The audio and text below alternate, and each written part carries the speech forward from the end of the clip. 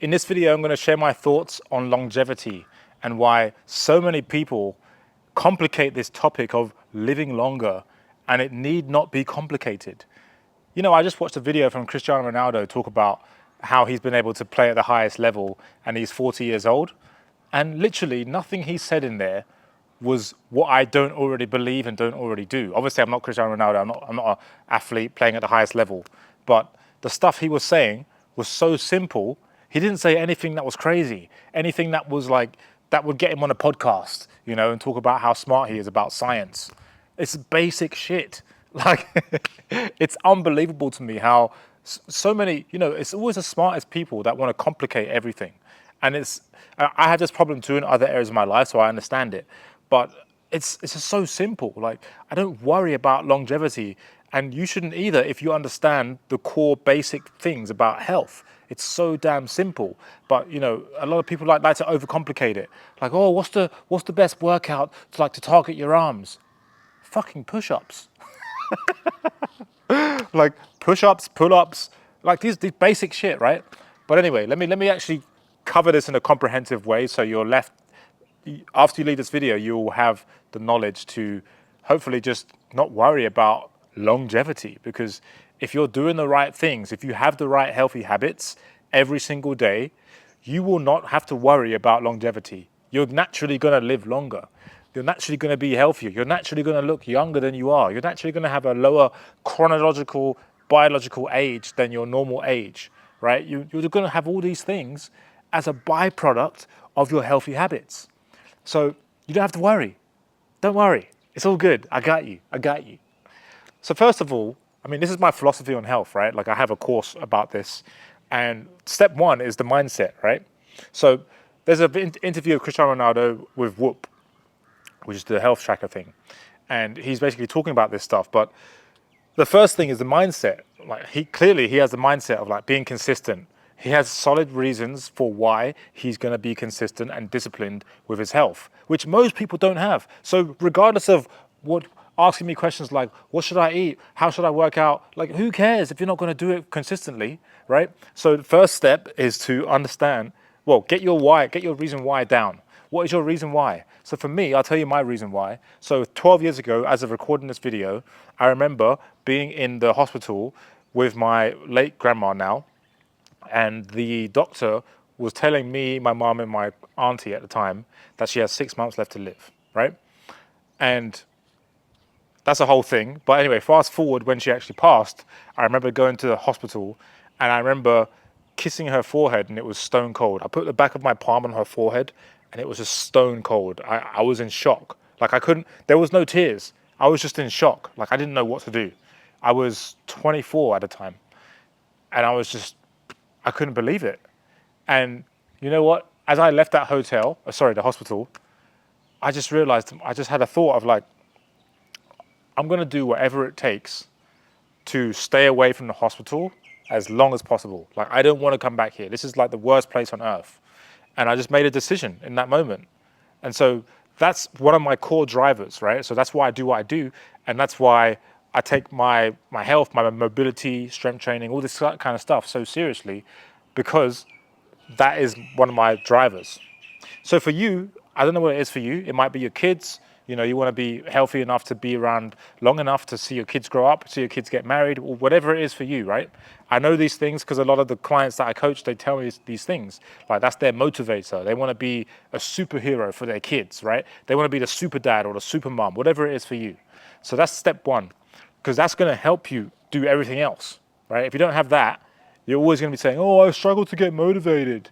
Yeah, because you don't have a compelling reason for why you're going to show up consistently in this area of your life. See, when I reverse it on entrepreneurs, maybe yourself watching, you got a lot of money, maybe you're doing quite well in your life financially. Why are you doing quite well financially? Yeah, because you got a massive reason for that, right? Like, it's imperative, like you have to do this. Otherwise, if you don't make money, then you ain't gonna get family, you ain't gonna put food on the table. Like, there's a huge reason there, right? So similarly, apply that to your health. If you don't have the reason right now, go ahead and go away and just journal on this stuff and just come out with the reason. Like, why is your health so important to you? That's step one, because you can watch all these videos about Cristiano Ronaldo and all these other healthy people. It doesn't matter. because they have solid reasons for why they're doing it. That's why it works, right? Whereas you need to find that if you don't already have it. If you do have it, step 2 is knowing what to eat. Now, this is where most people have, there's 3 topics in the world that are the most emotionally charged topics to talk about: nutrition, politics, religion. Everyone has a huge, like a really, really emotional drive behind their opinions about all those 3 topics: politics, religion, and nutrition. So I understand when I tell people to eat a high protein, moderate to high fat, and low carb diet. A lot of people are like, "Oh, I love my carbs. My culture, we eat lots of rice every day." I mean, I eat rice every day, well, pretty much every day. Some days I don't eat rice, but I'd say about 5 days out of 7, I'm eating white rice. And that's the only rice I eat. So that's my carbs: white rice and fruit. I'm a low carb, and then all the other stuff is meat, eggs, and a little bit of seafood, not much. Sometimes I have sushi, but yeah, mostly meat and eggs. Obviously, fruits, avocados, nuts, olive oil, ghee butter. I cook all my stuff in ghee butter. Just high fat or moderate fat, high protein with lots of red meat for the iron, for the creatine, for the zinc, selenium, all the micronutrients that you need, the B12. Red meat is full of the B vitamins that you need for energy. So, I'm always energized and I'm always feeling strong in the gym. So it's a very simple diet, right? Whole foods. I don't eat processed food. I probably eat processed food like once a week or once every 2 weeks. And of late, it's been like, literally, I haven't eaten processed food for about almost 2 months. So I did 30 days, no sugar, like completely zero sugar for 30 days. And it's just me getting in this mindset of like, you know what, this feels good. So let me just keep doing it. Haven't drank alcohol for almost 2 years at the time of recording this. So yeah, it's just about, again, this is all connected to the reason why, right? So this is step 2. Step 2 is nutrition, which is very simple. It's very, very simple. If you eat nutrient-dense whole foods, you won't want to eat other stuff. Like, the reason why you snack so much is because you're not eating enough real food. When I go to my dad's house, sometimes I mentioned this to him before. Like, sometimes we would eat food, and then I would notice that I'm hungry after the meal. And I'd say to him, look, I noticed that I'm hungry afterwards. That means I didn't eat enough in my main meal, because now I want to go for snacks after dinner, which usually I never do that. I don't snack. I really don't snack. And the reason why is because I make sure I have a huge portion of food, because I want to not snack, right? Because when you snack, you slowly add on all the calories, and also you're putting on, you're eating processed crap, because usually snacking is processed food, right? All the stuff that is selling in the supermarket. So yeah, nutrient-dense food, man. And just eat enough so you're full. So just now I had some food, and now I'm doing this video. I'm nice and satiated. I'm not bloated because I had low carb, high protein, right? It was a big pile of beef, 1 cup of rice, and I'm good. So I had probably I'd say about 90 grams of protein in that one sitting. And I had a meal earlier. I had 6 eggs earlier. Anyway, high protein, high fat. It's all good. Works for me. Find out what works for you. Some people like high protein, high carb, and low fat. That also works, but I would argue that that's not good for long-term health, because your brain operates on fat and you want to have high levels of energy, so you need more fat. The more fat you have, I've seen more energy increase, and not just me, but my clients too. So moving on to number 3, movement. So if you have these habits, you're going to have no worries about longevity. Movement. If you're moving your body every day, you don't have to do any real strenuous stuff every single day. But there's a book called Outlive by Dr. Attia, and he talks about zone 2 cardio, which is like, like a light jog. But for me, if you have a hobby, a sport, like a lot of people like to play paddle, right? Tennis, whatever sport you have, that's great. You're going to get your cardio done, sorted. Or if you're doing 10,000 steps a day and you're doing slight brisk walk, your cardio is done, sorted, right? So you don't have to worry. 10,000 steps is about an hour and a half. Depends on how fast you're walking, but give or take an hour and a half of walking, right? Depends on how fast you're walking. If you just do that every day, you're good with the cardio, right? So boom, cardio is done. So now you can do jiu-jitsu, whatever it is for you. Like I used to do jiu-jitsu. Right now, I'm not currently training, but I will get back to it. Jiu-jitsu is a tough one, man. It's just so exhausting on the body. But I respect anyone who is continuously practicing jiu-jitsu. It's not easy.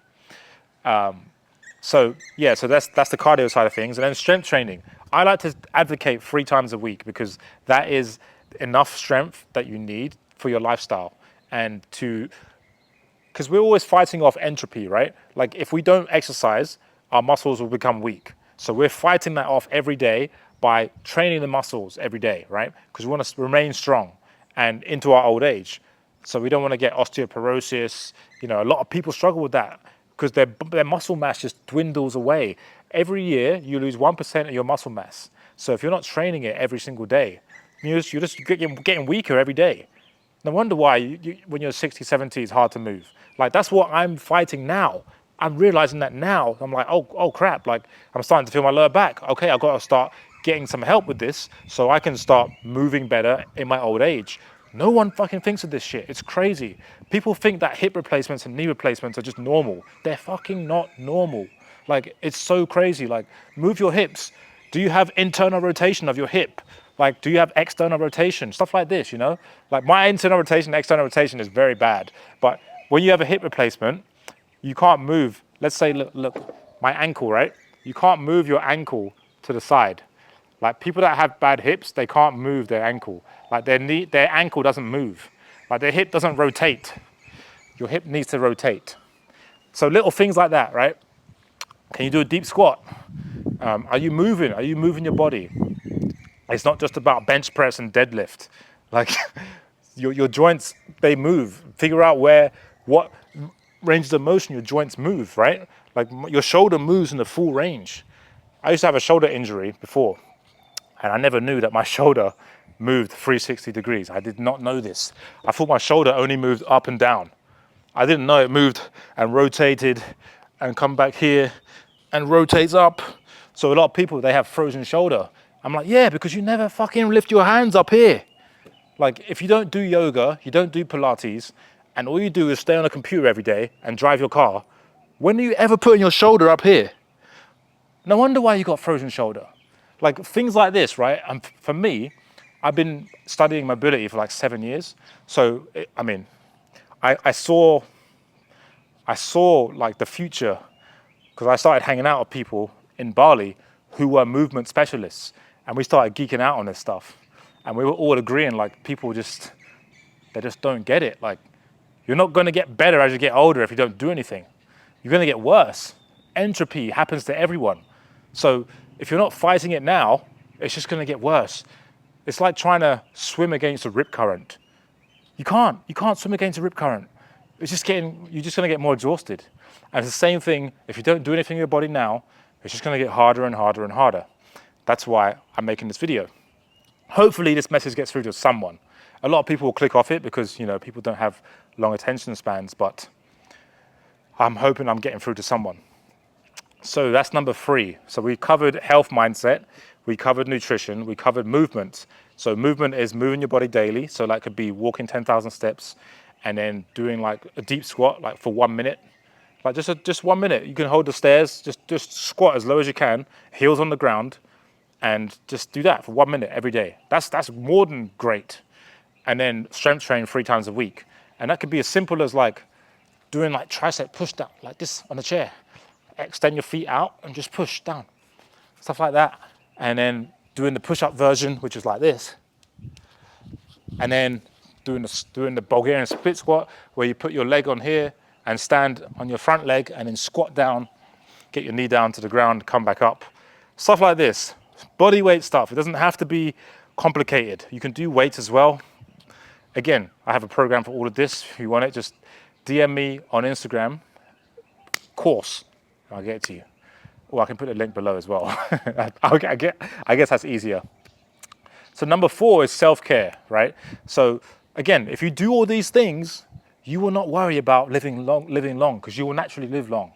So self-care is really important. That's recovery, right? So that's like sauna, ice bath, massages, breath work, meditation, and And sleep, of course. Sleep is like the biggest lever. You know, Cristiano Ronaldo said, I go to bed at the same time every day, wake up at the same time. And that's everyone that I know who's super healthy and super lean and you know, takes care of themselves. They always say the same thing. They go to bed at the same time every day and they wake up at the same time. And that's dialing in their circadian rhythm so that their body's in sync, their body's in rhythm and flow. And so when they wake up, they get the early morning sun, which opens the serotonin from the sunlight in the morning, helps to reset the circadian rhythm and helps you fall asleep actually, like when you go to bed. And when the sun sets, put your blue light blockers on. I don't strictly do this, but usually around 8 p.m., 7 p.m., I put my blue light blocker glasses on to block out all the blue light when I'm working on my laptop. So it actually helps me fall asleep. And that's another thing. 1 in 3 people have problems with their sleep. And it's because a lot of times their mind is still racing. So it's like trying to park a car when you're driving 70 miles an hour. It's fucking terrible, right? You can't park a 70 mile an hour car. You can't. And so that's like when your mind's racing at nighttime because your thoughts are still going. So the solution to that is to have a nighttime routine. Maybe read a book or, you know, just meditate or stretch. Do something that takes your nervous system from fight or flight into the parasympathetic nervous system, the rest and relax state, and then it's going to be easier for you to go to bed. Okay?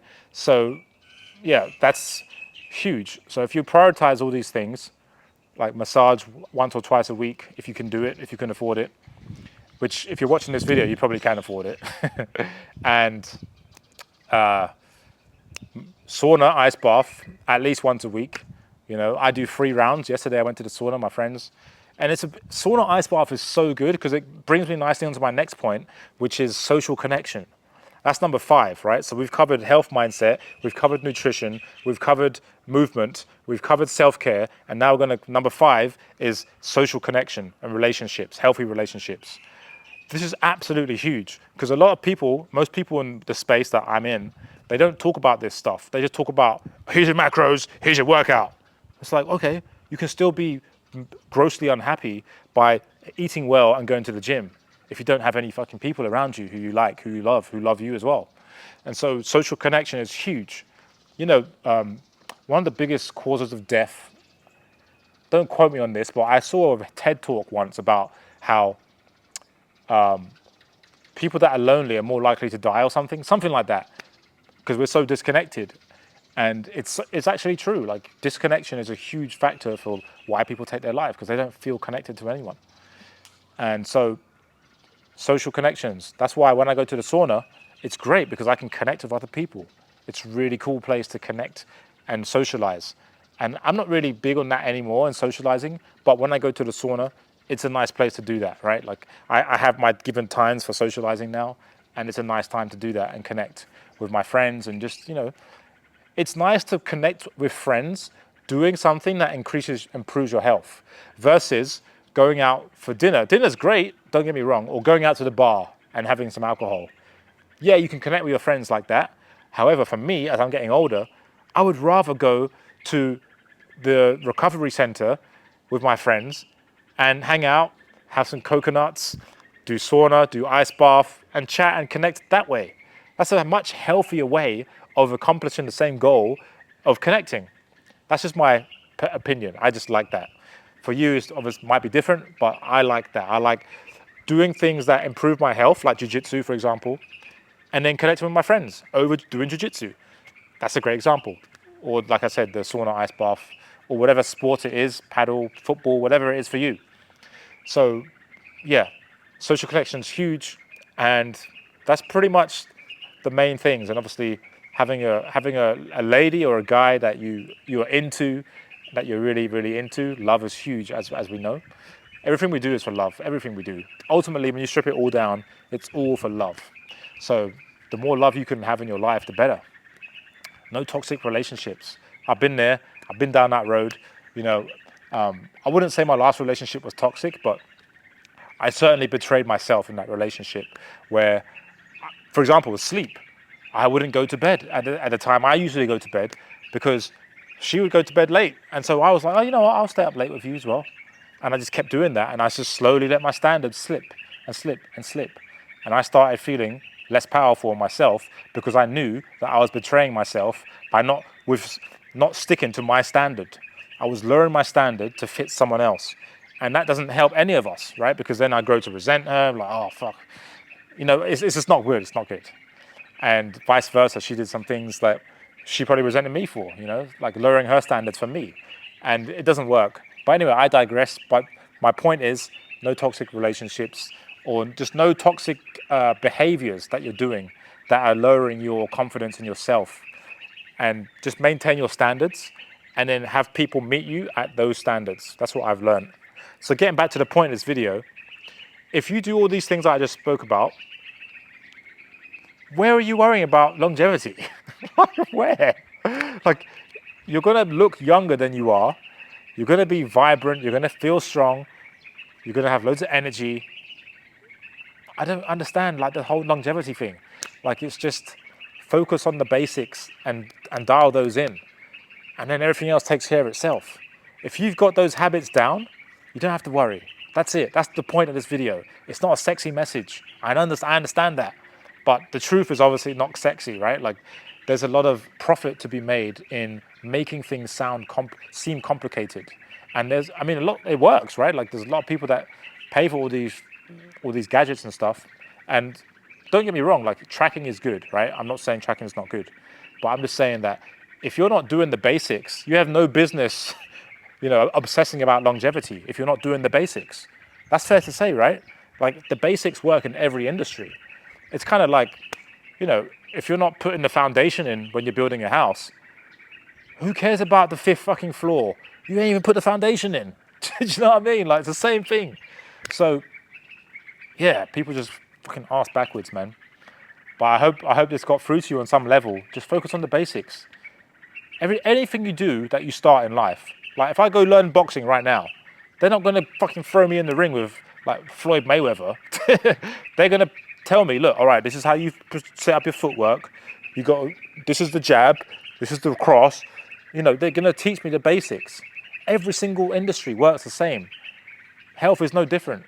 Do the basics first, get the basics squared off. Do you have a solid reason for getting in shape and staying in good health? If you do, okay, next. Nutrition.